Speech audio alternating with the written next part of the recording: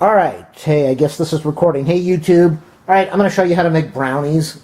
Not that it's a big secret, but, Alright, what I'm going to be doing is, I buy this box of, let me try to get this in. This is going to be a long video, but that's cool because long videos are fun, and I'll just edit it. I bought this box of, Ghirardelli triple chocolate brownie mix from Costco.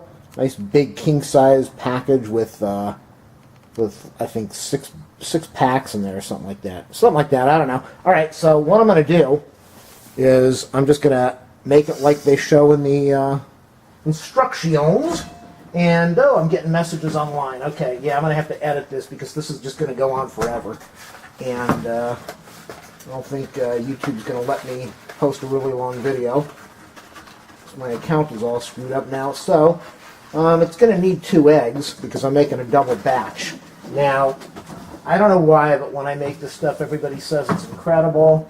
So I might have to speed this video up. That's probably what's going to happen. I'll be speeding the video up. Alright, so what you need is, for a double batch, you need 2 eggs. I like to break my eggs with a fork because it's really easy. So, whoop. 1. Let's throw that in the sink. So, I put the eggs in first. That way if you break a little shell in there, you can take it out. Alright, so you put the eggs in.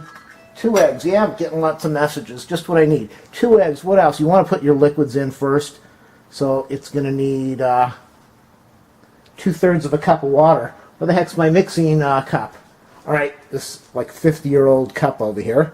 I'm trying to get around the camera without dumping it on the ground. And,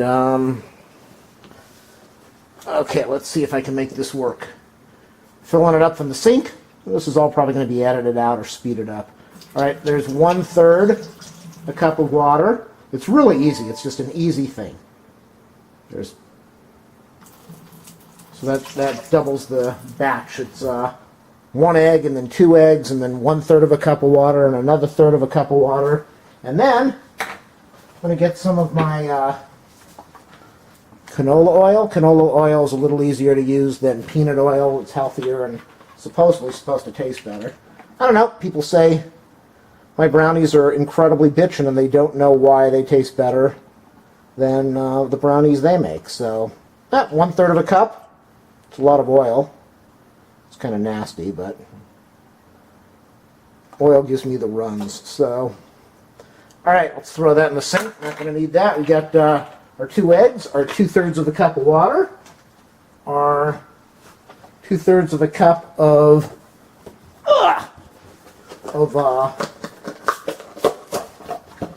oil, and now I've got my 1 package of mix, my 2nd package of mix that was in the box. Alright, so we can throw this on the floor because I'm a single guy and I really don't give a damn. The advantage of not being married. You don't have to worry about some woman telling you to clean your place. You can be a slob and life is good in the hood.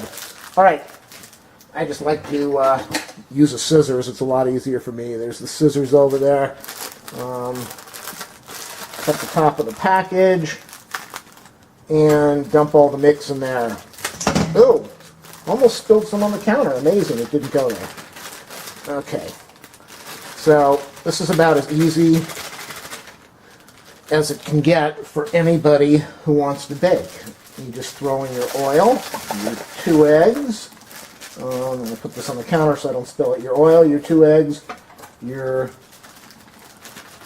water, 2 packages of mix, and yeah, I'm probably going to go over my 15 minutes here. That's alright. I just charged up the battery, so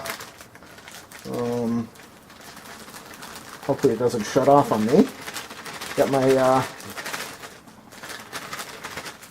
my mix. Everything's in there. Alright, doesn't it look delicious? Good. Nice and fattening. I don't really eat this stuff. I make it for people at work. I think, damn, this guy's pretty incredible. He is the bake master, the master baker. Oop, did I say, no, I said baker, the master baker. Okay, so I got my 1930s hand mixer that somebody gave me. Plug it into the power outlet over here, and Then I'm going to get a plastic spatula that I just put away because I haven't baked in weeks, so I put it away and now I need it. Alright, so kind of mix this stuff, get it off the edges a little bit. What I should have done, which I didn't do, but it doesn't really matter, is I should have broken the egg yolks, which I just did. I just saw them in the mix and break the egg yolks, but that's not going to matter because it's going to mix up anyway. So you put it on low, and you just mix this stuff. I mean, how hard is this? I'm a stud. People think I'm a stud. They go, wow, you bake this? You're so domestic. You're so cool. Oh, you're so manly. Because I can throw a couple items in a pan. I like to use my mom gave me this. She didn't want this big mixing bowl in the house because it takes up a ton of room in the cabinet. So the nice thing about it, it's so damn big, you can mix stuff and it really doesn't make a mess. It doesn't splatter around the kitchen. Not that it matters, because like I said, I'm single, so you could leave this mess out for 2 years and nobody would care. Alright, so I'm just trying to get as much mixed up as I can. I know some people might say don't mix it too much, or it might ruin the consistency. Who cares? Alright, now I'm trying to scrape the stuff off the sides of the bowls, get it into the center of the bowl so that I can get it all mixed. That's what I got so far. I don't know if you can see it on the picture. Hopefully you can. I'm trying to get this all mixed. Scrape the bottom a little. The problem is that I'm right-handed and I'm holding the spatula in my left hand, and that doesn't really work because my left hand's not that coordinated. That's what you learn when you start to play guitar. That one hand is much better than the other, and if you don't use the strong hand, it's kind of awkward. So, alright, so I'm mixing getting all this stuff mixed up. I'm going to shut it off for 2 seconds because I'm doing the video and I can't get in the way of the camera. So this will probably all be edited out also. We'll see. I'm mixing all the powder off the sides, and now I'm scraping the bottom. It looks like the bottom's all clean. Alright, so everything's pretty much mixed. Nice thing about this, what I've done with this, with the brownie mix, I don't have it now, but at Costco I bought the big king-size bag of Ghirardelli chocolate chips, so you can buy the Hershey's chocolate chips that you use for making cookies. And this already, I don't know if you can see it, but it comes with chocolate bits in there. But I've done it where I put like a cup of chocolate bits in here. Now since I'm making a double batch, this is a double batch, the brownies are going to be thicker. I'm going to put it in a 13 by 9 pan, so they're going to be, normally you would either make it a 9 by 9, which would make it a small thing, or you'd put it in a 13 by 9, and it would be just, it would be probably like that high. Well, these things are going to be double thick because it's a double batch, and it's going to have double chocolate. So if you put the Hershey bits in there, then it's so chocolatey, everybody loves it. They say it's so rich, it tastes incredible, but it's so rich that you can't have more than one, or you're probably going to have a big stomach ache, or the Hershey poops coming out of your bungolio. Alright, so the thing is mixed. It's definitely mixed, and that's pretty much it. I mean, how long did that take? I threw the stuff in there, I mixed it up, and it took 2 seconds. So I'm going to shut this video off right now. I'll be back in a couple minutes to continue. Alright, hey, I'm back. Let's see, is that, it's not really good. Let's zoom back into the pan a little bit. Alright, what I've got now, you don't need to use this. This is a little bag that you, sandwich bag. You could use just a piece of plastic or paper towel, or your hand, whatever you want to use. I like to use the sandwich bag. I can just put my hand in it. These things cost next to nothing, like 100 of them for $1 or something. So I got my hand in the plastic baggie over there, and then I'm going to dip it into some shortening. You can use what is that? You could use that Pam. I don't like using Pam on this stuff because Pam has a really gross taste. I notice a funny taste. I don't like it. Using the vegetable oil, the shortening, whatever you call it, much easier for me. Okay, so what I do, I know Pam also has a special product that supposedly has a flour in there, and it's supposed to make it easy to remove the brownies. I don't mess with that either. I'm dipping my hand in the shortening right now. You can't really see it. It's gross. And that's not that. This is shortening, and I'm going to rub it on the pan. I'm going to rub it on the pan. You really want to make sure that you get this on good, or it's a pain in the ass when you go to cut the brownies and you try to take them out and they don't want to come out. And yeah, I know I've got a really good pan here that is supposed to be non-stick, but when I make the brownies, unless I do it this way, they stick. So coat the sides really good because that's where they stick. Coat the corners because they love to stick in the corners. Not that big of a deal. After you're done, it leaves a nasty edge on it. I'll show you that hopefully at the end of the video if I still want to tape this thing. Okay, so that's the bag. I'm going to take the bag, throw it in the trash now. Where's the trash? All right. So that's the pan. Now what I'm going to do, I'm going to close the shortening. I have absolutely no room in this kitchen because this place is just a mess. And I started to clean it up, and I decided I want to make brownies for people. All right, so here's a container, Tupperware of that's flour, baking flour. You buy it for a few dollars in the store. Ooh, I poured in too much already. Whoops. Okay, and I also put some on the counter. So let me sweep that into the sink. Okay, so yeah, you don't want to put that much in here, but it's not a big deal. So, because the stuff is cheap. So I got that powder in there. And you're saying, why the hell am I doing it? The reason I'm doing it is you take the pan and you slide it around. You just slide this around now to try to get the a coating of flour all over. I'm probably not going to have this completely in the camera while I do this. I mean, in the focus, in the viewfinder or whatever I'm saying. I'm going to go with a sink now to try to do this. You want to get this stuff on the edges. So I don't know if you can see what I'm doing. Probably not, but that's okay. You want to try to get it all on the sides and the edges. I'm doing this over the sink. And yeah, I know maybe that pan coating is easier, but this works really good for me. I'm just banging the pan a little bit, knocking it around, trying to get this stuff to spread. And okay, I've got a good coating. I'm going to knock the rest off into the sink. And this is what I've got. The pan is mostly, well, you can see over there, it's not really coated, and that's probably where it's going to stick. If I have any more that I can knock around, it's probably where it's going to stick. So, I don't want it to stick. Let me go get a little bit more flour. And I'm really going to have to edit this thing down. It's going to go way past my limit. And let's see if I can get that to coat a little better.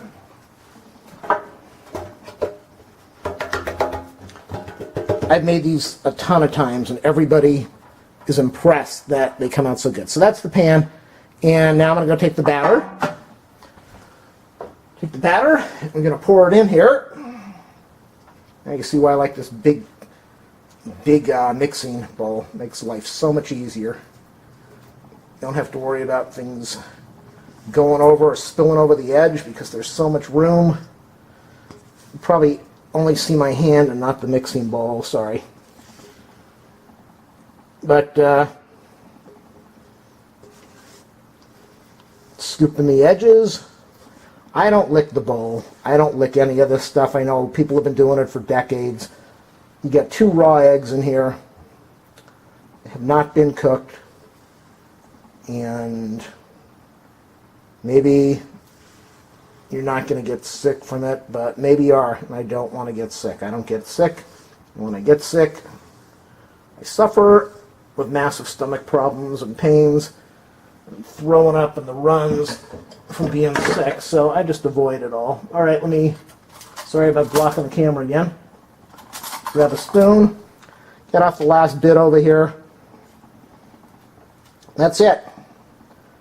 if I didn't have the camera and I wasn't worried about trying to get all this in the picture, this whole thing takes about 10 minutes to throw all the stuff in there. Now the instructions, I think, say 400 degrees in the oven for 45 or 55 minutes or something like that. It's on the package.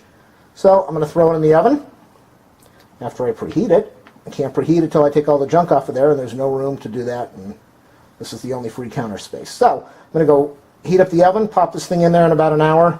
It will be done. By then, everything will be washed and cleaned up, and you'll see the final product. You'll see that powdered jizz on the side and how I clean it off to make it look really good, and I'll be back to finish off the video. Alright, hey, I just took the brownies out of the oven. Wow. Let me get this stabilized here. It's like, what time is it here? It's 20 after 10 on Monday, August 26, 2013. Standing here, this oven is letting out 325 degrees of boiling hot heat right behind me. Yeah, I was kind of off on the info I gave before. The temperature was 325, not 400. Looked at the box after I finished recording, so 325, it said for 50 to 55 minutes. One of the things that I learned about ovens, I got a digital oven, it's a new oven, and you really can't trust these things. I put, even though it's calibrated and it is set to work right, what I noticed when I turned on my oven and I set it to 325, when I ran a test, I set it to 325, and it shut off. It really wasn't at 325. The first time it shut off saying the temperature was right, it was at about 280 or 300. And then the next, I ran it for the next cycle, and then it really got to 325. So it's stabilized. So when you bake your stuff, even if you got a thermometer in there, you know, you're better off just testing out your oven, figure out what it does, and go from there. But don't trust the digital recording or the digital thing for what it says it is, because it might be right, but it probably isn't. All right, I'm going to finish this off in a minute. This thing's boiling hot, so I don't really want to touch the pan, but I want to show you. You see all this, let me zoom in, all this jizz I was telling you about. Yeah, we call this, in the baking industry, jizzome. There's some jizzome here. I think you can see it. You can see all this junk over here. That's the powder of the, it's the flour and the baking stuff, and so it's kind of nasty. You know, this pan is boiling hot, so I really don't want to touch it. If I would shake this thing around right now, it would probably all fall apart because the brownies just came out of the oven and they're not solid. But what I do is I take a piece of paper towel, and I'm going to break it off. After this cools, this is what I would do. I take the paper towel, and I just go, is this showing in the camera? Yeah, I guess so. Take the paper towel and I just go right along the edge and just try to wipe this junk up. You can see, look at that. It's kind of nasty. But you can see it right over on the edge over there. I just wipe it up. And so then when people cut the brownies out of the pan, they don't care because it just looks like grease or something on there. But on the top it looks a little nasty. So I just like to wipe it all off. Wipe off as much as I can, get it out of the pan, and there you have it. As I said before, all I did is I put in 2/3 of a cup of water, 1/3 and 1/3, and 1 egg and 1 egg, and 2 pouches of the brownie mix, the Ghirardelli stuff that I bought from Costco. And what else? I put in the mix, the egg, and 2 eggs, 2 servings of the oil, and 2 servings of the water. And mixed it up, threw it in the oven. I greased the pan, threw it in the oven at 325 for 50, it says 50 to 55 minutes. I put it in there for 53. And there's brownies. You take them into work, you take them somewhere, people think you are an incredibly awesome stud of a guy for baking brownies.